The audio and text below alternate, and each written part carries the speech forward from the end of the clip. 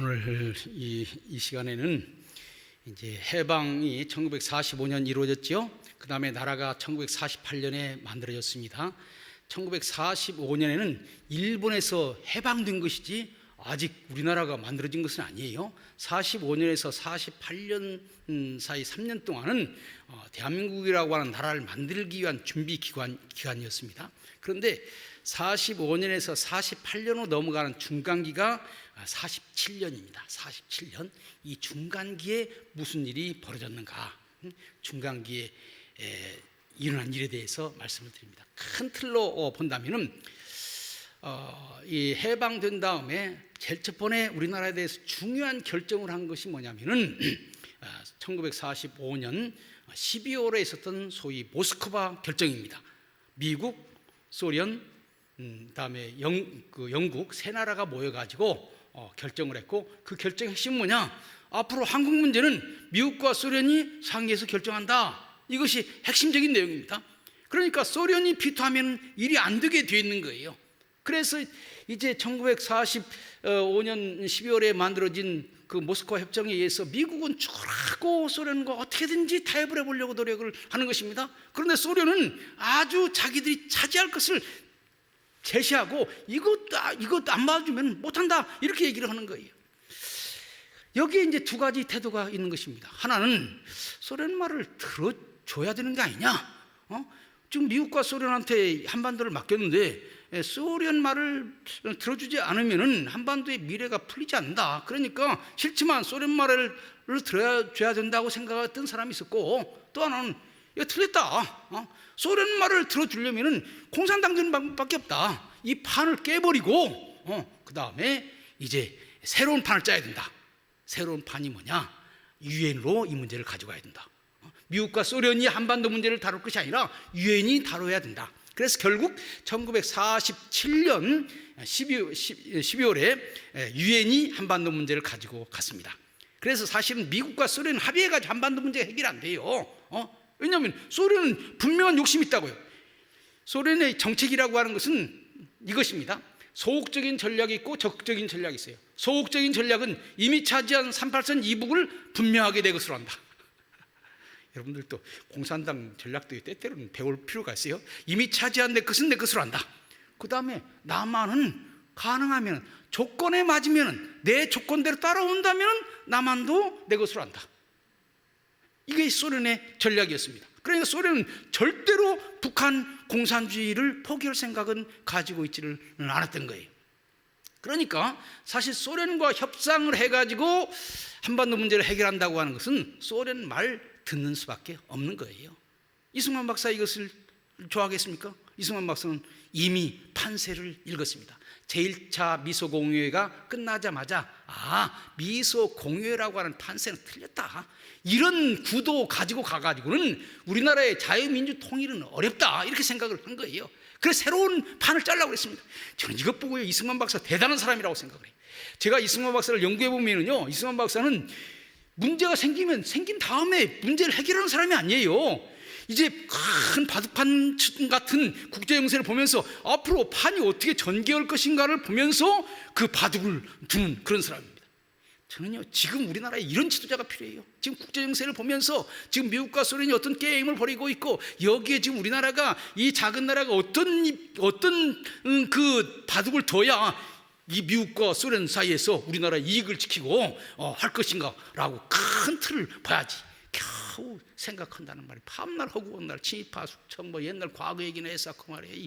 이렇게 해가지고 위안부 문제 중요해요. 그러나 그것만 가지고 허구한 날 그런 얘기할, 그것보다 더 큰 문제가 얼마든지 많다고요. 지금 현재 우리나라 정치 지도자들이 참 문제가 많습니다.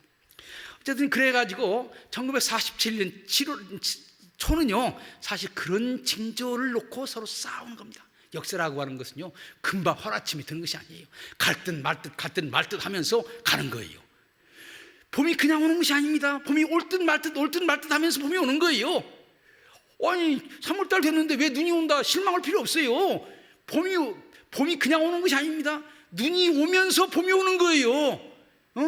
대한민국이 그냥 만들어지는 것이 아닙니다. 공산주의자들이 이기는 듯 하면서 하나님께서 역사하셔서 우리에게 대한민국을 허락하시는 겁니다.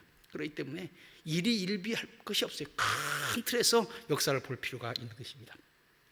그래서 1947년 봄에는요, 미소 공유회를 다시 열어가지고 한반도 문제를 거기에다 맡길 것인가, 아니면은 미소 공유회를 없애버리고 그것을 틀렸다, 소련한테 미국이 너무 잘못 약속했다, 파기해버리고 새 판을 짤 것인가, 이 문제를 가지고 싸웠는데, 사실 그때는 이승만 박사가 뭐 별 희망이 없어 보였습니다. 그러나 농텀 길게 봐서 결국 이승만 박사가 주장하는 대로 역사는 흘러가고 있었던 거예요.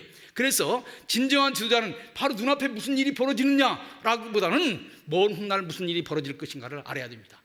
진정한 농부는요, 3월달 날씨만 보고 야 이거 추울 것인가 더울 것인가 고민하는 것이 아니라 이제 4월 5월 지나가면 분명히 올 여름을 생각하면서 농사를 짓는 거예요.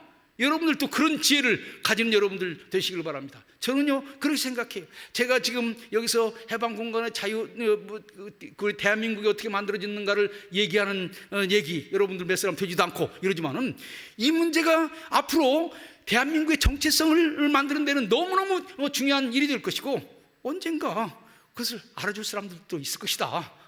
지금은 알아주는 사람 별로 없어요. 우리 목사님 외에는 저를 알아주는 사람이 없습니다. 그러나 언젠가는 알아줄 사람이 있을 거다. 안 알아주면 또 어떻게 해요? 제가 또 열심히 제 소신대로 살다가 하나님께서 부르시면 가는 것 아니겠어요? 그래서 1946년 말 47년 초에는 미소 공유회를 다시 열 것인가 말 것인가. 미소 공유회가 제1차 미소 공유회는 실패로 돌아갔습니다. 아까 얘기한 것처럼 미국과 소련의 입장이 서로 일치가 되지를 못했다고요. 소련은 공산당을 많이 넣어가지고 새로운 나라를 구상하려고 그랬습니다. 미국은 이승만, 김구 선생을 넣어가지고 나라를 구상하려고 그랬어요. 서로 의견이 안 맞는 거예요. 그래서 결국 제1차 미소 공유회는 실패로 끝나고 말았습니다. 그래서 이제 제1차 미소 공유회가 이제 실패로 끝났을 때에 미국 내부에서 이 문제를 어떻게 처리할 것인가. 그런데요, 약속이라는 게 참 무섭더라고요. 한 번 약속을 해놓으면요, 그것을 뒤엎기가 매우 어려워요. 제가 지난번에 강의를 했습니다만은 1945년 말에 미국과 소련이 합의해서 모스크바 결의를 했습니다. 잘못된 길이에요. 그래서 미국 대통령 트루만이 그 회의에 갔다 온 번스라고 하는 국무장관 불러놓고 당신 말이야 회담을 잘못했다, 당신 해고다, 이렇게 얘기했지만 어떻게 해요? 미국과 소련이 국제적으로 약속한 거 지켜야 되더라고. 그래서 미국으로서는 일단 이제 소련과 약속을 했으니까 이 약속을 어떻게 자기한테 유리한 방향으로 끌고 가서 회담을 해볼 것인가, 이렇게 생각했습니다. 일부 사람들, 미국 내 일부 군인들은 이거 잘못된 약속이니까 끝내버리자, 이렇게 주장하는 사람도 있었지만은 미 국무성은 이렇게 하면은 미국은 국제 약속을, 국제간에 맺은 약속을 그냥 헌신적으로 버린다, 이런 비판을 듣게 되기 때문에 끝까지 밀고 나가서 우리 때문에 미소 공유회가 파기된 것이 아니라 소련 때문에 미소 공유회가 실패했다고 결론이 날 때까지는 가야 된다, 이런 주장이 나오게 되는 것입니다. 그래서 미 국무성에서 결국 이제 새로운 방침을 내세웠어요. 소련이 이승만, 김구를 싫어하니까 원래 미국 계획은요, 이승만, 김구를 남한의 대표로 내세워서 말하자면 정부를 수립하는 위원회에 참여하게 해서 나라를 만들려고 그랬습니다. 그런데 소련은요, 스티코프라고 하는 소련 대표가 미소공유회, 제1차 미소공유회에 참석해가지고 아주 노골적으로 얘기한 거예요. 우리의 목표는 한반도에 친소정부를 만드는 것이다. 그 말의 뜻은 이승만, 김구는 못 받아들인다. 민주주의를 원하는 그런 사람들이니까. 이렇게 되는 거예요. 그래서 이제 미국 국무성이 생각을 해보는 거예요. 소련이 어떻게 해야 미소공유회를 받을 것인가, 이걸 생각을 하게 되는 거예요. 그러면 소련이 어떤 사람을 내세워야 받아들이겠습니까?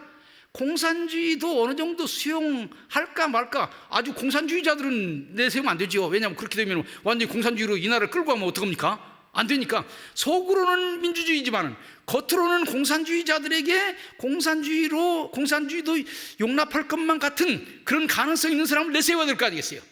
그래서 발탁된 사람이 누구냐? 김규식이라고 하는 사람인 거예요. 이승만, 김구, 김규식 세 사람 가운데서 이승만, 김구는 입장이 너무 분명해. 이 사람들은 안 돼. 소련이 이 사람들은 안 된다고 그러는 거예요. 그러나 김규식은 약간 입장이 달라요. 원래 김규식은 기독교인이었습니다. 그래서 미국을 중심으로 하는 국제정치를 하려고 그랬어요. 그런데 사실 해방 3.1운동 직후에 윌슨이 민족 자결주의만 얘기하고 민족 자결주의를 얘기했으면 우리 민족이 민족 자결주의 원칙에 의해서 우리 독립시켜달라 얘기했으면 우리를 독립시켜줘야 되는 거 아니겠습니까? 그런데 미국 대통령 윌슨이 그냥 대통령직에서 끝나버리고 말았어요. 이게 미국의 문제점이기도 해요. 대통령 2번 하면 끝나는 거예요. 그렇기 때문에 그 다음엔 다른 대통령이 오는 거예요. 다른 대통령은 나는 그런 약속 온 적 없다 이렇게 얘기하고 다른 정책을 써버리는 거예요. 그러니까 뭐 닭 줬던 개처럼 된 거죠. 이때요 많은 사람들이 실망했습니다. 김규식도 마찬가지예요. 되게 실망했어요. 윌슨이 얘기하는 대로 민족 자결주의를 지지해서 국제사회에 나갔는데 윌슨이 대통령을 그만두고 다른 사람이 대통령이 되고 그 다음에 된 대통령 하딩이라고 하는 사람은 나는 윌슨의 정책과는 다른 정책을 쓴다 이렇게 얘기하니까 그냥 하루아침에 닭 줬던 개처럼 멍하게 된 거예요. 이럴 때 소련이 김규식한테 너부코를 보낸 것입니다. 미국은 약한 나라의 입장을 생각하지 않는다. 전 세계 약소국가들이여 이제 소련이 당신들을 돕겠다. 그래서 오갈 데 없는데 소련이 불러다가 뭐 대대적으로 맨날 며칠이고 잔치하고 그때 소련은요 어마어마한 돈을 가지고 있었습니다. 옛날 러시아 제국이요 러시아 황제가요 세상에서 제일 부자였습니다. 그런데 볼셰비키가 혁명을 일으켜가지고 러시아 그 제국의 그 금은보화들 다 가지고 있었어요. 그런 금은보화 뭉친 돈들을 그냥 막 주면서 이 돈 가지고 공산당 운동하라 그러니까 막 신이 났던 거예요. 그래서 사실 그럴 때 약간 조심해야 되는데 김규식이 약간 오바했어요. 뭐라고 얘기했냐? 자기는 지금까지 워싱턴이 세계 역사의 중심인 줄 알았는데 지금 이제 와보니까 모스크바가 세계 역사의 중심이다. 정치가들 보면은요 딱 어느 편에 설 때는 그냥 분명하게 서더라고. 그래야 저쪽이 신임할 거 아니겠습니까? 그래서 김규식이요 한때 공산주의로 갔던 전력 있는 사람이에요. 그리고 지난번에 얘기한 것처럼 공산주의자 김원봉, 요즘 현 정부가 여운형 띄우려고 그러죠. 여운형과 더불어서 김원봉도 띄우려고 그럽니다. 김원봉. 그 김원봉과 같이 해서 조선민족혁명당이라고 하는 당을 만들었어요. 사실은 김규식은 그렇게 공산주의자는 아니에요. 그러나 공산주의자라고 해서 우리가 대화 못할 법은 없다 이렇게 생각하는 온건한 사람이었습니다. 공산주의자는 아니었는데 공산주의와도 대화할 수 있다 이렇게 해서 조선민족혁명당이라고 하는 당을 만들었어요. 김원봉이라는 사람 영년 사람이기 때문에 이런 김규식 같은 사람 온건한 사람들을 겉으로 내세우고 잘 대접하고 선생님하고 실질적으로 자기가 권력을 가지면 된다 이렇게 생각을 한 거죠. 그렇게 해가지고 그 김규식이 이제 조선혁명당의 주석이라고요. 그리고 실질적인 실권을 가진 사람은 김원봉이라고요. 그런데 이제 해방 직전에 김규식이 야 공산주의 편에 서서는 안 되겠다 이렇게 생각을 하고 이제 공산주의자들은요 임시정부를 없애버리려고 그랬습니다. 임시정부를 없애고 들어와야 이제 민주주의 세력이 사라지게 되는 거예요. 그래서 임시정부를 없애자고 하는데 김규식은 반대했습니다. 나는 당신들과 더 이상 뜻을 같이 할 수 없다 이렇게 하고 임시정부가 우리나라에 올 때 1대와 2대가 2대가 나눠서 왔습니다. 1대는 우익이 온 것이고 2대는 임시정부 내에는 좌익이 온 것입니다. 김구 선생이랑 같이 제1대로 왔습니다. 그것은 이제 김규식 입장을 바꿨다고 하는 것을 의미하는 거예요. 우익 편에 섰다고 하는 것을 의미하는 거예요. 이런 것들을 소련이 잘 알고 있어요. 그러니까 소련도 상황이 바꿔지게 되면은 김규식을 잘 구스르면은 공산당과 연립해서 뭐 할 수 있지 않을까 이런 생각을 하게 되는 거죠. 이것을 미군이 잘 알고 있었어요. 그리고 미군이 여러 번 확인해 본 결과 김규식은 공산주의자는 아니다. 그러나 공산주의와 대화하기 위해서는 김규식을 내세우는 게 좋겠다. 그리고 이제 우파 쪽에서는 김규식을 내세우고 좌파 쪽에서는 여운형을 내세운 거예요. 여운형이라고 하는 사람 시간만 되면 북한에 가서 김일성만 나오고 스티코프만 오는 것 잘 알고 있어요. 미군정이 그런 정도는 잘 다 파악하고 있습니다. 그러나 이 여운형이라고 하는 사람 큰 줏대가 있는 사람이 아니기 때문에 미군정이 이 사람을 잘 구스르게 되면은 이 사람도 우리 편에 서서 약간의 도움이 될 수 있는 그러한 사람이다 이렇게 생각을 하는 거예요. 그리고 이 여운형을 끌어들이는 데에는요 여러 가지 이점이 있는 것입니다. 여러분들 김규식은 원래 우파에 속한 사람이고 여운형은 본래 좌파에 속한 사람입니다. 그런데 이승만, 김구, 김규식은요 그렇게 서로 싸우진 않았어요. 그런데 여운형하고 박헌영은요 목숨 걸고 싸웠습니다. 그래서 여운형을 이쪽으로 이제 김규식이랑 같이 중간파를 만들게 되니까 박헌영이 노발대발하는 거예요. 저 여운형 저거 미제한테 속아 넘어갔다. 그래서 북한에 가가지고 여운형은 미국으로 넘어갔다. 그렇게 하는 거예요. 그런데 북한에 있는 김일성이요, 박헌영 좋아하겠습니까? 박헌영이 이 남한에서요 공산당의 우두머리인데 박헌영이 약간 제거되어야 자기 힘이 세지는 거예요. 정치라는 게 그런 거예요. 그러니까 여운형을 약간 김일성이 지지해 준다고요. 그리고 좌합적 해봐라 이렇게 얘기하는 거예요. 그래서 사실은 미군정은 두 노림수를 다 같이 노렸던 것입니다. 여운형을 중간파로 끌어들임으로 말미암아 좌익을 분열시킨 것입니다. 그래서 공산당 세력하고 아주 급진적 공산당 세력하고 온건한 공산당을 둘로 나눠버렸어요. 그래가지고 이 여운형이요, 이 좌우합작이 중간파에 속하는 바람에 사실 공산당 세계에서는요 거의 축출된 사람이 되고 말았습니다. 그러니까 공산당 세력이 분열되고 마는 거예요. 그러니까 이제 그런데 여기에 이런 상황 가운데서 이승만 박사는 무슨 생각을 했냐? 사실 원래 이승만 박사가 전국을 주도해야 되는데 소련이 반대한다고 하는 것 이승만 박사가 너무너무 잘 알고 있어요. 해방 이전부터 미 국무성에 가서 자기 얘기 들어달라 이렇게 얘기하면 국무성이 하는 말이 우리는 소련과 협조해서 전쟁을 하고 있는데 소련이 당신 싫어하기 때문에 당신 말 따를 수 없다 이렇게 얘기를 했어요. 다 알고 있어요. 그렇기 때문에 이 이승만 박사 마음속에는 내가 전면에 나서면 안 된다.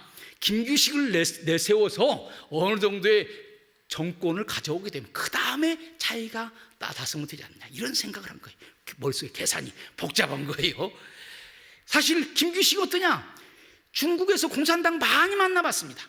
공산당하고 이러는 것이 얼마나 어렵다고 하는 잘 알고 있었어요. 그래서 사실은 미군정이 그 김규식을 불러가지고 당신 지금 소련이 이승만 김구를 싫어하고 당신은 그래도 온건한 사람이니까 받아들일 가능성이 있으니까 당신 전면에 나섰으면 좋겠다. 그래서 소련과 잘 협상해서 나라를 이끌어갔으면 좋겠다 이렇게 얘기를 하니까요 김규식이 안 한다고 그랬어요. 나는 지금 중국에서 공산당과 너무나 힘들었는데 다시 와서 내가 그런 일들을 다시 하긴 어렵다 이렇게 얘기를 하니까 이승만 박사가 돈을 모아가지고 김규식을 주면서 내 대신 당신이 나가가지고 이런 일을 해라. 그러니까 김규식 선생님이 뭐라고 말한 줄 아세요? 김규식 이승만 박사를 형님이라고 불렀습니다. 형님이 나보고 나가라고 해놓고 내가 그 공산주의자들하고 같이 활동을 하게 되면 저 김규식 빨갱이다 이렇게 해서 나무에 올려놓고 흔들어 버리려고 그러는 거 아닙니까? 이렇게까지 얘기를 했는데 결국 뭐 김규식은 자기 독자적인 정치 세력이 없는 거예요. 그런데다가 그 당시에 제일 큰 세력인 미군정이 자기를 지지해 줬다고 그러니까 귀가 설긋하게 되고 이승만 박사 한번 나가서 해보라 그러니까 거기에 용기를 얻어서 나가게 된 거죠. 사실 그러니까 김규식 박사가 제일 처음에 나갈 때는 자기가 좌우 협상 나가가지고 말하자면 자기가 무엇을 주도하려고 나간 것 같지는 않아요. 그런데 사람 욕심이라고 하는 것은 그것이 아니에요. 점점 미 군정은요 세계 최강국인 미국은 어떻게든지 소련과 협상해서 전국을 이끌어가려고 그러고 소련과 협상하려면은 이승만 김구는 안 된다. 그러면 나밖에 누가 있느냐 이런 생각을 하게 되는 거예요. 그러니까 그 주변에 사람들이 오게 되는 거예요. 여기에서 제일 그 김규식을 설득한 사람이 버치라고 하는 미국 중위 하버드 출신의 버치가 김규식은 영어를 잘합니다. 그렇기 때문에 미국 사람들이 커뮤니케이션 하기가 좋아요. 그렇기 때문에 이 김규식하고 버치하고 짜가지고 이 중간파를 이끌어 가려고 하는 거예요. 그런데 이제 김규식만 가지고 되는 것이 아닙니다. 왜냐하면 김규식을 지원할 수 있는 세력이 있어야 되는 거예요. 그래서 미 군정은 무슨 생각을 했냐? 지도자로서는 김규식을 내세우고 또 좌파에서는 여운형을 내세우고 그러니까 그것을 온건 좌파, 온건 우파 이렇게 부르는 것입니다. 온건 좌파는 김규식, 온건 우파는 여운형 이 두 사람을 중간파로 만들어서 이 사람들로 하여금 정치를 주도하도록 하자 이렇게 생각을 하고 그리고 이제 그것을 지원할 수 있는 단체가 있어야 된다 생각을 한 것입니다. 그 단체가 뭐냐? 입법의원이라고 하는 것을 만들자. 일종의 국회입니다. 그러니까 선거를 통해서 입법의원을 만들어가지고 좌합작을 지지할 수 있는 그런 정치 단체를 만들어서 거기에 미 군정이 지원해주고 거기에 후원해준다면 큰 세력이 될 수 있지 않겠는가. 그러니까 미 군정, 그 다음에 그 김규식, 여운형, 그 다음에 입법위원 이것이 하나가 되어서 움직인다면 소련이 받아들일 만한 정부를 만들 수 있지 않을까 이렇게 생각을 한 거예요. 그런데요 이승만 박사는 생각이 달랐어요. 물론 겉으로 반대는 하지 않았습니다. 미군정이 저렇게 내가 안 된다고 그러니까 내가 나서가지고 될 일이 없다. 그러니까 우선 김규식 나서는 거 내버려 두고 김규식은 사실 약한 사람입니다. 신체적으로도 약한 사람이고 정치 배경도 없고, 그렇기 때문에 김규식이 끝까지 버티고 나가지는 못한다. 자기가 도와주지 않냐면은 김규식이 나가지 못한다. 결국 김규식은 뛰어봤자 벼룩이다. 그래서 김규식이 나가는 거 그냥 방임을 했어요. 그리고 은근히 도와주기도 했어요. 그리고 동시에 입법의원을 만든다고 할 때, 좋다, 입법의원을 하면은요, 그건 선거를 통해서 하는 것입니다. 45명의 입법의원을 만드는데 일종의 지금으로 말하는 국회의원이에요. 거기에 되면은요, 장관급 대우를 해주는 거라고요. 각 도별로 몇 명씩 뽑는 거예요. 그럼 월급도 주고 차도 주고 뭐 대단한 자리인 것입니다. 그렇게 해가지고 그 입법의원을 선출하도록 내버려 두라. 선출할 때에 자기를 지지하는, 대한민국이 지금 우익이 많으니까 틀림없이 우익 가운데서 입법의원이 많이 나오게 될 것이다. 그래서 미군정은 입법의원을 만들어 놓으면 미군정을 지지하고 좌합장을 지지할 줄 알지만은 사실은 국민들은 나한테 마음이 있기 때문에 나를 지지하고 민주주의를 지지할 그런 사람들을 뽑아줄 것이다 라고 하는 확신이 있었습니다. 그래서 1946년 가을에서는 이승만이 조용히 겉으로는 활동하지 않냐고 밑으로 지방 다 돌아다니면서 정치 공작을 다 한 거예요. 아닌 게 아니라 1946년 10월 11월 선거해서 딱 투표를 딱 열어보니까 이승만 지지자가 그 45명 가운데 30명이 훨씬 넘어가는 거예요. 공산당 그렇게 소리치고 막 했지만 공산당 좌익이 당선된 건 2사람밖에 없었습니다. 제주도 그때 좌익이 셌었어요. 그 2명밖에 없었어요. 나머지는 이승만 지지하거나 김구를 지지하거나 이런 사람들이에요. 근데 이것을 보고 누가 깜짝 놀랐느냐? 누가 놀랐겠습니까? 미군정이 깜짝 놀랐어요. 아니, 그 중간파를 지지할 사람들이 많이 될 줄 알았는데 이승만 박사 지지하는 사람이 많이 됐다고요. 그럼 자기 뜻대로 지금 전국이 운영이 안 되잖아요. 김규식이 의장이지만 김규식이 그 의회를 마음대로 이끌어갈 수가 없다고요. 김규식과 다른 생각을 가진 사람들이 포진하고 있다고요. 그래서 45명은 민선 의원이고 45명을 관선 의원이라고 해서 김규식이 원하는 사람들을 45명을 다시 뽑아가지고 45명 해서 90명으로 입법의원을 만들었습니다. 지금으로 말하면 거의 국회나 비슷한 그런 단체인 거예요. 그런데 그렇게 뽑아놨어도 나중에 보니까 이 사람들이 다 이승만 박사 지지하는 거예요. 이게 참 묘한 거예요. 그러니까 지금 역사학자들은 해방공간에 좌익이 우세했다고 그러지만은요, 이렇게 해도 우익이 되고 저렇게 해도 우익이 되고 미군정이 어떻게 할 수가 없는 거예요. 그런데 미군정이 이제 입법의원 만들어서 이제 관선 의원까지 포함해가지고 이제 김규식으로 하여금 45명을 뽑도록 만들어 놓으니까 이승만 박사가 저 하지가 내가 대통령이 되는 것은 절대로 반대하고 어떻게든지 소련과 타협해서 공산주의 색깔 비슷한 그러한 정부를 만들려고 하는구나. 그런데 사실 이승만 생각에는요, 공산주의와 타협한다고 하는 것은 절대적으로는 타협하는 것 같아요. 그래서 공산주의가 하는 수법은 50대 50으로 하자. 그래서 출발은 좌합적인 것처럼 하는 것입니다. 그런데 그 다음날 가보면은요, 공산주의 50은 뭉친 50입니다. 이 민주주의 50은 흩어진 50이에요. 절대적으로 시작은 50대 50인 것처럼 해가지고 좌합적인 것처럼 됩니다. 그러나 얼마 안 가서 좌익이 지배하는 세상이 되고 마는 거예요. 그래서 지금 하지가 하는 대로 내버려 두고 김규식이 하는 대로 내버려 두게 되면은 결국 대한민국은 공산주의 국가가 된다. 어떻게 해야 될 것인가? 라고 하는 것이 1946년 말 이승만 박사가 고민했던 가장 중요한 고민인 것입니다.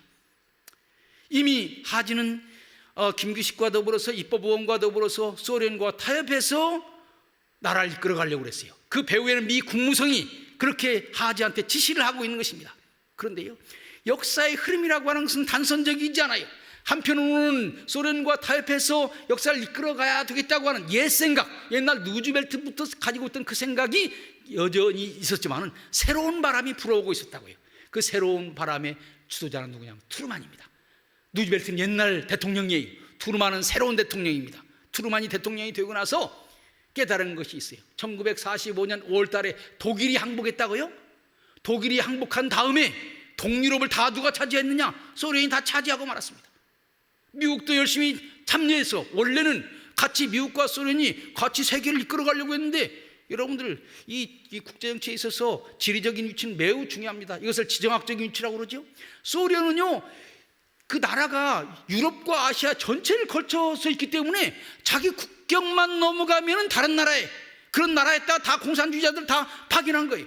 그래서 해방되었을 때 독일이 항복했을 때 바로 그 공산주의자들을 선동시킨 거예요. 그래서 임시정부 인민위원회를 만든 거예요. 그래서 순식간에 말하자면 동유럽이 다 공산주의 국가가 된 거예요. 이 트루만의 정신이 번쩍 났습니다. 야, 소련과 타협해가지고 국제정치를 이끌어가? 이것은 옛날 대통령 루즈벨트가 가졌던 허황한 생각이다. 여러분들, 냉전의 역사에 제일 권위 있는 사람이 누구냐면요, 게디스라고 하는 사람입니다. 이 사람이 냉전의 역사를 쓰면서 첫 줄을 이렇게 썼어요. 전쟁은 끝났다. 그러나 축제는 없었다. 여러분들, 전쟁이 얼마나 힘듭니까? 전쟁이 끝나면 야, 우리가 이겼다, 축제 벌려야 될 거 아니겠습니까? 축제는 없었대요. 왜 그렇습니까? 새로운 전쟁이 시작되고 있기 때문에 그런 거예요. 이제 독일과 일본을 중심으로 하고 있는 이 주축국과 미국과 소련을 중심으로 하고 있는 연합국의 싸움은 끝났어요. 왜냐하면 독일이 망하고 일본이 망했기 때문에. 그런데 이제 새로운 전쟁이 시작되고 있는 것입니다. 새로운 전쟁은 누구와 싸우겠냐? 미국을 중심으로 하는 민주주의와 소련을 중심으로 하고 있는 공산주의가 이제 전쟁을 하고 있는 거예요. 밑에 있는 사람들은 몰라. 그러나 국제정치를 보고 있는 스탈린과 트루만은 다 알고 있었던 거예요. 그러나 하루아침에 이것이 바꿔질 수가 없는 거예요. 그 다음에 1946년 가을에 미국에서 선거가 이루어졌습니다. 누즈벨트, 트루만 다 민주당인데 미국 국민들을 생각할 때 누즈벨트를 따라가는 사람들, 공산주의자들한테 실컷 싸우면 우리가 싸우고, 우리가 터뜨린 것은 원자탄은 우리가 터뜨리는데 중국을 차지한 것은 소련이고 말이야. 이런 정치, 이거 원하지 않는다. 여러분들, 여기에 우리 기독교적인 세력들이 강하게 있는 것입니다. 하나님께서 우리에게 힘을 주셔서 우리가 세계를 이길 수 있도록 하고 일본을 이기고 독일을 이길 수 있도록 해주신 것은 세계의 복음을 전하기 위해서고 민주주의를 전파하기 위해서 그런 것인데, 공산주의가 오면 기독교도 살아남을 수 없고 민주주의도 살아남을 수 없다. 우리 기독교인들이 전쟁이 끝난 다음에 공화당을 지지하고 그렇게 해가지고 1946년 가을 미국 국회의원 선거 가운데서 공화당이 대거 이기게 됐습니다. 이것을 보고 있는 사람이 이승만이었어요. 트루만도 같은 민주당이지만 누즈벨트와는 생각이 다르다고 하는 거. 그 다음에 이제 선거에서 민주당이 이긴 것 보니까 미국 민심이 누즈벨트식의 좌우합작, 소련과 같이 하겠다고 하는 이런 생각이 아니라 공산주의와 싸워서 이겨야 되겠다고 하는 이런 생각이 미국 사람들에게 있다. 그럼 어떻게 해야 될까요? 지금 국내에서는 지금 하지가 군대를 가지고 정치를 이끌어가고 있기 때문에 이 하지의 말을 따라갈 수밖에 없지만은 이제 미국 가가지고 뭔가 한판 벌려야 되겠다. 이승만은요, 승부사적인 기질이 있는 거예요. 미국 가가지고 판을 바꿔야 되겠다. 이렇게 생각을 해가지고 이승만 박사가 미국 가가지고 뭐라고 한 줄 압니까? 여러분들, 지금 하지를 주한 미군 사령관으로 만든 것은 하지를 통해서 미국이 원하는 민주주의과 기독교적인 세상을 만들려고 보는 거 아닙니까? 그런데 지금 하지가 하는 일은 공산주의와 타협해서 결국은 공산주의의 나라를 팔아먹는 그런 일을 하고 있습니다. 이승만 박사 약간 과격한 말을 많이 썼어요. 따지고 보면 하지가 빨갱이나 뭐가 다르냐, 이런 얘기를 한 거예요. 미국 가가지고 미국의 대표로 한국에 와 있는 사람을 빨갱이나 다를 바가 없다, 이렇게 공격을 하니까 사실은 그런 점 때문에 이승만 싫어하는 사람들이 많아요. 미국 대통령, 미국의 정치하는 사람들 가운데서 이승만 박사 싫어하는 사람들이 많습니다. 왜냐하면 말이 아주 극단적이거든요. 그런데 어쨌든 이승만 박사가 미국 가가지고 이제 그 판을 바꿔보려고 노력을 하는데, 국내에서는 국내대로 이제 하지는 미 국무성의 명령을 따라서, 제가 보면은요 제일 불쌍한 사람 하지인 것 같다. 하지는요, 미국 군인은요 위에서 명령하는 대로 해야 돼요. 미국 국무성이 그렇게 하라고 그러니까, 소련과 타협해서 정치를 이끌어가라고 그러니까 거기에 충실한 거예요. 그래서 이제 1차 미소공유회가 실패로 끝났습니다. 제2차 미소공유회를 이제 열어야 되는데, 여는 조건, 1차 미소공유회가 실패로 돌아갔으니까 2차 미소공유회 때 제일 중요한 문제는 뭐겠습니까? 이승만, 김구 이런 사람들을 참여시킬 것인가 말 것인가? 이건 너무나 직설적이고, 다른 말로 한다면 신탁 통치를 반대하는 사람을 참여시킬 것인가 말 것인가 라고 하는 것이 중요한 이슈로 지금 등장을 하고 있는 거예요. 그런데 5성명, 아까 얘기했죠? 5성명에는 뭐라고 되느냐, 이렇게 써 있습니다. 모스크바 협정에 대해서 지지하는 사람은 참여할 수 있다. 새로운 정부를 만드는데 참여할 수 있다. 모스크바 협정에 참여하는 사람, 이렇게 했습니다. 여기에 함정이 있는 것이죠. 미국이 이 말을 했을 때 이 말의 뜻은 모스크바 협정의 가장 중요한 것은 앞으로 민주주의 국가를 만들겠다고 하는 것이니까 그 큰 원칙을 지지하기만 하면은 다른 것 달라도 괜찮다라고 하는 의미예요. 여기 신탁통치 반대해도 괜찮다. 왜냐하면 신탁통치라고 하는 것은 미국이 원하는 신탁통치라고 하는 것은 민주주의적인 정부를 만들기 위한 방법인 것이니까 이건 지엽적인 것이고 큰 틀에서 자유와 독립이 이루어진 나라를 만든다고 하는 이 원칙에 찬성한다면 신탁통치 반대해도 미소공유에 참여할 수 있다. 이렇게 생각하는 것이 미국 측 생각이었고 소련 측은 미소공유의 그 모스크바 협정에 찬성하는 사람이 된다고 그랬으니까 모스크바 협정의 제3항에는 분명히 신탁통치가 나와 있기 때문에 신탁통치를 반대하는 사람은 모스크바 협정을 반대하는 사람이고 참여할 수 없다. 이 두 입장이 있었던 거예요. 그런데 역시 미국이 소련을 끌어들이려고 그러니까 하지가 양보를 했다고요. 뭐라고 양보를 했느냐? 과거에는 신탁통치를 반대했지만은 앞으로 신탁통치를 반대하지 않겠다라고 하는 약속을 하게 되면은 받아준다. 미소공유에 참여할 수 있다. 이렇게 된 거예요. 그런데 여러분들 지금 신탁통치 반대 때문에 1946년 1월달 얼마나 전체 국민들이 하나가 돼가지고 신탁통치 반대한다고 하는 반탁대문을 했습니까?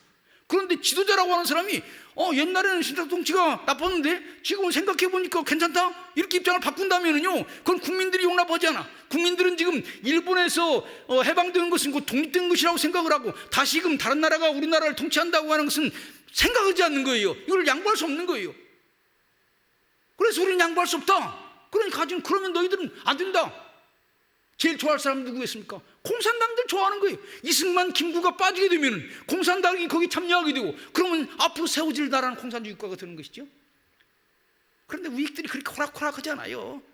그래서 이제 우익들 대표들이 남한 대표들이 70, 80%, 90% 이상 되는데 다 모여가지고 이런 미국의 그 하지의 주장을 받아들일 것인가? 다 안 된다는 거예요. 우리는 옛날에 오성명 거기에 지지를 했습니다. 하지가 우익 지도자들 이승만, 김구 부르다 놓고 오성명의 지지만 하면은 신탁통치를 찬성하든지 반대하든지 이것은 민주주의의 기본적인 원칙인 표현의 자유에 속하는 것이기 때문에 미국은 그것을 존중한다. 미국은 신탁통치 안 해도 괜찮다. 그래서 소련이 하도 저렇게 얘기하니까 우선 미소공유에 참여해서 그 다음에 반대하면 되지 않느냐 이렇게 얘기했는데 과거에는 반대했지만 앞으로는 반대할 수 없다 이렇게 얘기하니까 우리는 거기에 참여할 수 없다, 할 수 없다 이렇게 생각을 하는 거예요. 그래서 이승만 박사는 그 당시에 미국 가 있었습니다. 그런데 김구 선생이 이제 국내에 있었어요. 국내에 있으면서 사람들 다 모아가지고 회의를 해보니까 절대 우리는 하지의 말을 들을 수 없다 이렇게 해가지고 다 반대하는 거예요. 그래가지고 이승만 박사는 미국 가서 미국 정부를 상대로 해서 도비를 하고 김구 선생은 국내에서 이제 우익 세력들을 모아가지고 우리는 여기에 대해서 찬성할 수 없다 이렇게 얘기하는 거예요. 여기에 딱 한 단체만 우익 단체 가운데서 예외였습니다. 그게 뭐냐면은 조선기독교 청년연합회. 제가 어제 얘기했지요. 김규식을 지지했던 조선기독교 청년연합회는 자기들이 보스가 김규식이 좌우 협상을 주도하니까 거기 찬성하지는 않았다고요. 그럼 어쨌든 간에 90% 이상의 남한 사람들은 신탁통치를 반대하는 이런 쪽에 서게 된 거예요. 그리고 이제 모든 단체가 신탁통치를 반대하는 거예요. 이때 이제 여기에 가장 앞장서 가지고 나섰던 단체가 있습니다. 그게 뭐 청년들이에요. 그래서 전학년이라고 전국학생 총연맹이라고 이 단체의 주모자가 누군 줄 압니까? 전주에서 오랫동안 국회의원 했던 이철승이라고 하는 사람. 여기 전라도 사람들은 알는지 모르겠어요. 저는 우리 집이 전주이기 때문에 제가 어렸을 때 이철승에 대한 얘기를 많이 들었습니다. 해방 공간에서요 어떻게 보면은 이 대한민국을 지키기 위한 여러 세력이 있는데 그 중에 학생 세력, 학생들 특별히 대학생들을 민주주의를 위해서 싸우는 그 앞장서게 하는 대표자는 전라북도 정치 지도자 이철승이었던 것입니다. 지금 하지가 소련과 협상해서 미소공유를 다시 열라고 그러고 미소공유의 조건은 신탁통치를 반대하면 안 되고 그래서 이승만 박사, 김구 선생은 참여할 수 없고 그렇게 되면은 유약한 김규식 왔다 갔다 하는 여운형 이런 사람들하고 김일성 이런 사람들하고 박헌영 같이 만들면 우리나라는 공산주의가 되는데 이런 세상을 받아들일 것인가 생각만 해도 그냥 가슴이 철렁한 거예요. 그래서 이철승이 대학생들을 불러먹고 우리 목숨 걸고 싸워야 한다. 그래가지고요 1946년 제1차 반탁운동 때 못지아니하게 2차 반탁운동 때에도 그냥 목숨 걸고 싸우려고 작정을 한 거예요. 그래서 권총이 어디 있느냐, 뭐 총도 다 뭐 그 당시에는요 총이 많이 있었습니다. 왜냐하면 일본 사람들이 두고 간 무기가 있어요. 제주도가 왜 제주 4.3 사건이 일어난 줄 압니까? 제주도가요 그 태평양에서 올라오는 미군을 맞서기 위해서 일본인들의 아주 전초지지가 거기 있었습니다. 그래서 거기에 일본 사람들이 사용하는 최고 좋은 무기들이 다 거기 있었던 거예요. 좌익들이 그 무기를 탈취해 가지고 막 그냥 투쟁을 했던 것입니다. 나만의 무기가 있었어요. 그 무기들을 구해가지고 이 우익 청년들이 막 그냥 반탁 시위를 다시 1년 전에 반탁 시위 했는데 다시 우리가 이 반탁 시위를 한다. 그래가지고 막 그냥 크게 한번 일으키려고 그랬습니다. 이 정보가 미군정에게 들어간 거예요. 1946년 1월에도 반탁 시위 때문에 미군정이 골치를 하는데, 그래서 미국에서 하지한테 연락이 오는 거예요. 당신은 어떻게 정치를 하길래 이렇게 국내에서 미군정 반대하는 이런 데모를 많이 하게 되느냐. 하지 위치가 어려워지게 되잖아요. 그래 또다시 1947년 1월 달에도 똑같은 일이 다시 벌어지려고 하는 거예요. 그 배후에 누가 있느냐? 김구 선생이 있다고 생각을 했습니다. 김구 선생은 원래 이런 무장투쟁을 좋아하는 사람입니다. 그래서 그 윤봉길 사건도 누가 일으켰습니까? 바로 김구 선생이 배후에서 한 거예요. 김구 선생은 말로 안 되면 힘으로 해야 된다 이렇게 생각을 한 거예요. 그래서 이제 미국과 한번 붙어보자, 청년들을 동원해서 하려고 생각했습니다. 미군정이 다급했어요. 그래서 미국에 있는 이승만 박사한테 연락을 했습니다. 당신은 민주주의를 아는 사람 아니냐? 한국에서 지금 학생들이 저렇게 무력을 동원해가지고 미군정을 반대하려고 하는 저런 일들을 하는데, 사실 미국 사람들이, 한국 사람들이 미군정을 반대하고 무력으로 혹은 무기로 미군정을 공격한다면 미국 여론이 그 한국을 지지하겠느냐? 이승만 박사가 생각해 보니까 맞는 말이에요. 미국 사람들이 한국 사람들 미국 싫어하고 미군정을 향해서 무기를 사용한다면 미국의 여론이 우리 한국을 등지게 되면 결국 우리나라는 민주주의 국가가 안 된다고요. 그래서 이승만 박사가 부랴부랴 그 이철성한테 전보를 친 거예요. 당신네들 신탁통치 반대하는 건 좋지만 절대로 무력을 써서는 안 된다. 그리고 김구 선생한테도 연락을 했습니다. 당신이 나 없는 사이에 나의 2인자로서 지금 이 정부를 이끌어가는데 행동을 조심하게 하시오. 이렇게 연락을 했습니다. 그러니까 이제 1947년 1월 이제 중순경에 천도교 청우당이라고 하는 교당이라고 하는 그 장소에서 대회를 하는데 청년들이 다 모였습니다. 모여가지고 이제 거기에서 한번 대회를 하고 이제 나가가지고 데모하려고 그러는 거예요. 김구 선생이 딱 올라갔습니다. 여러분, 이 김구의 말을 들으려고 작정하는 사람은 일어나시오. 그래, 사람들이 다 일어납니다. 나이 먹은 어른이 내 말을 들을 사람 일어나시오. 그러는데요, 누가 안 일어나겠어요? 내 말을 지키겠다고 생각하는 사람 다시 앉아보시오. 또 앉았습니다. 다시 얘기했어요. 내 말을 지키겠다고 생각하는 사람 다시 일어나서 두 손을 들어보시오. 일어났어요. 그리고 두 손을 올렸습니다. 내가 여러분한테 명령합니다. 여기서 반대하는 거 좋지만 나가서 데모하는 것은 안 됩니다. 그래가지고 거기서 끝난 거예요.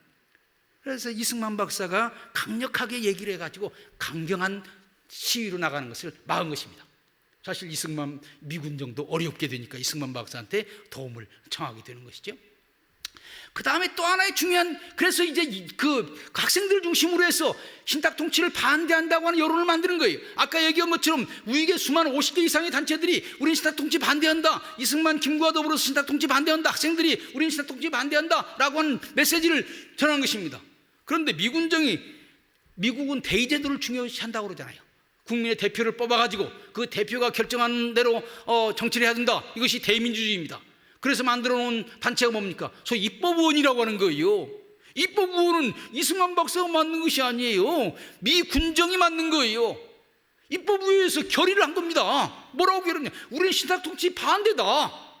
신탁통치를 찬성하는 사람 딱 한 사람, 안재홍이라는 사람 딱 한 사람밖에 없고 나머지는 다 반대했습니다. 그러니까 김규식 박사가 매우 난처하게 되는 거예요. 좌우합작이랄지 미소 공유회, 제2차 미소 공유회를 여는 것을 반대하는 결의를 바로 이 입법의원에서 하게 되는 거예요. 그러니까 김구 선생이 나 사표내겠다. 왜냐하면 미군정이 김규식을 내세워서 온건파가 주도하도록 했는데 그 온건파가 주도해야 되는 그 입법 의원이 이승만 박사나 김구 선생의 말을 따르지 김규식의 말을 안 따르는 거예요. 미군정의 말을 안 따르는 거예요. 그래서 44대 1인가로 완전히 이승만 박사나 김구 입장이 통과가 된 거예요. 이 당시에 미국 국무성은 뭐라고 얘기를 하고 있었느냐? 미 국무성이 다 시켜서 하는 일 아닙니까? 그러니까 미 국무성이 미국 신문들한테 이렇게 얘기했어요. 사실 겉으로는 반탁운동이 큰 것 같지만은 알고 보면은 그것이 아니다. 한국 사람들도 신탁통치 반대하지 않는다. 이렇게 국민들한테 얘기했어요. 이걸 보고 이승만 박사가 아니 지금 당신네들이 국민의 대표라고 뽑은 입법의원에서 44대 1로 그것을 반대한다고 결의했다. 그러니까 미 국무성이 아주 난처한 거예요. 그러면서 이런 일을 꾸미는 사람이 하지다 말이야. 하지가 대한민국 공산주의에 넘겨주려고 그런다. 빨리 하지를 소환시켜버려야 한다. 아주 세게 나갔습니다. 그리고 한반도를 다시 메가더한테 맡겨야 한다. 일본은 메가더가 그 당시 직접 다스리고 있었거든요. 일본은 민주주의를 잘했습니다. 공산주의를 잘 막았어요. 근데 하지는 잘 못 막고 있다는 거예요. 그래서 원래 그 한반도가요 메가더 사령부 휘하에 있는 것입니다. 하지는 메가더의 부하인 거예요. 그러니까 하지한테 권력을 뺏어서 메가더 장군한테 주라. 이승만 박사하고요 메가더는 친구입니다. 그래서 이승만 박사와 메가더가 다 똑같이 공산주의를 반대하는 그런 세력에 있는 거예요. 그래서 하지한테 권력을 뺏어서 메가더한테 주고 메가더와 자기가 나라를 새로 만들 수 있도록 해달라. 이렇게 얘기를 했어요. 여러분들이요 이 메가더의 얘기가 누구로부터 나오는지 압니까? 다 이승만으로부터 나오는 거예요. 이승만 박사가 미국 갈 때 일본에 가서 메가더 만났어요. 메가더 만나고 무슨 얘기를 했느냐? 미소 공유의 이틀 가지고는 안 된다. 이틀을 바꿔야 된다. 유엔으로 문제를 가져가야 된다. 그래서 메가더가 자기 이름으로 미 국무성한테 얘기했다고요. 더 이상 미소 공유의 틀 가지고는 안 된다. 이제 틀을 바꿔야 된다. 유엔으로 가야 된다. 이렇게 얘기를 한 거예요. 지금 하지는 잘 모르고 있어요. 미국 정부의 가장 심층적인 내부에서는요 그런 논의를 하고 있다고요. 이승만 박사는 그걸 알고 있는 거예요. 그래서 이승만 박사가 흔히 하는 말이 뭐냐면 자기는 미국의 심장부를 알고 있는데 하지는 미국 주한미국 사령관이라고 해가지고 미국 내부에서 무슨 일이 돌아가는지 알 수 없다고 하는 거예요. 미 국무성이 또 바꿔지고 있는 거예요. 미 국무성이 번스라는 사람이 물러서고 이제 누가 국무장관이 됐냐면은 조지 마샬이라고 하는 유명한 사람이 국무장관이 됐습니다. 이 사람이 육군 참모총장도 하고 제1차 세계대전을 승리로 이끈 명장입니다. 미국 국민들이 다 좋아하는 사람이에요. 이 사람이 어디에 투입된 줄 아세요? 중국에 투입됐어요. 그래서 공산당하고 협상하는데 앞장섰습니다. 이 마샬도 공산당하고 협상이 잘 될 줄 알았어요. 그런데 공산당하고 협상을 해보니까 안 된다고 하는 것을 알았어요. 그래서 1947년 국무장관이 될 때 더 이상 공산당과 협상이라고 하면 지긋지긋하다 이런 생각을 하고 있었던 거예요. 메가더가 공산당과 협상이 안 된다고 그러지, 새로 국무장관이 된 마샬이 공산당과 협상이 안 된다고 그러지, 그 배후에 트루만은 이미 생각을 바꾼 사람이에요. 그래서 유명한 선언을 1947년 3월 달에 소위 트루만 닥트린이라고 하는 트루만 선언이라고 하는 거예요. 지금까지는 공산당한테 양보를 했지만은 앞으로는 양보하지 않는다. 철저하게 공산당을 막을 것이다라고 하는 그 선언을 1947년 3월 이승만 박사가 미국에 있을 때 그런 얘기를 했어요. 물론 이승만 박사 때문에 트루만이 그런 선언을 한 것은 아니에요. 트루만은 이승만 박사보다도 더 넓은 세계를 보는 사람이에요. 미국 대통령이니까. 그런데 이승만의 얘기, 또 메가더의 얘기, 마샬의 얘기, 이런 것들이 영향을 미쳤을 것이라고 그것은 충분하게 생각할 수가 있는 거죠. 그래서 사실 1947년 가을 미국에서 이 판이 바꿔지고 있었다고요. 판이 바꿔지고 있었다고요.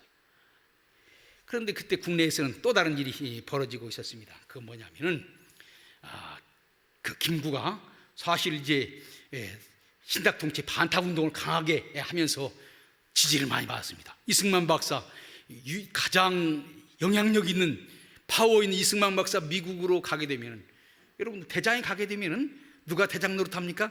부대장이 대장 노릇하는 것이죠. 그러니까 이제 김구의 세상이 온 거예요. 이승만 박사 미국에 가 있는 동안에 김구 선생의 세상이 오게 된 거예요. 이승만 박사가 가면서 이렇게 얘기했습니다. 이승만 박사 항상 부총재가 김구이기 때문에 김구에게 맡긴다고 그러고 갔어요. 그러니까 사람들을 모아놓고 이 박사가 미국 가면서 나한테 모든 것을 맡긴다고 그랬다. 그러니까 이 박사의 모든 조직은 이제 내 조직으로 하나로 묶여져야 된다. 이렇게 얘기를 한 거예요. 그래서 이승만 박사의 중요한 조직이 두 가지인데, 하나는 민족통일총본부라고 하는 조직이 있었는데 이것을 자기 것으로 하려고 그랬어요. 그 다음에 또 독립촉성국민회의라고 하는 이 단체가 있었는데 이 단체도 자기 것으로 하려고 했어요. 그런데 이 민족통일총본부의 실질적인 책임자는 누구냐? 감리교 목사님 이윤영 목사였고, 그 다음에 독립촉성국민회의의 실질적인 책임자는 누구냐? 장로교 목사님이신 배은희 목사님이 실질적인 책임자였던 거예요. 이 두 사람이 김구순 선생한테 이런 중요한 문제를 이승만 박사의 의견도 물어보지 아니하고 당신 마음대로 결정하는 것을 우리는 찬성할 수 없다, 이렇게 얘기를 해가지고 결국 이것을 받아들이지를 못하게 된 것입니다.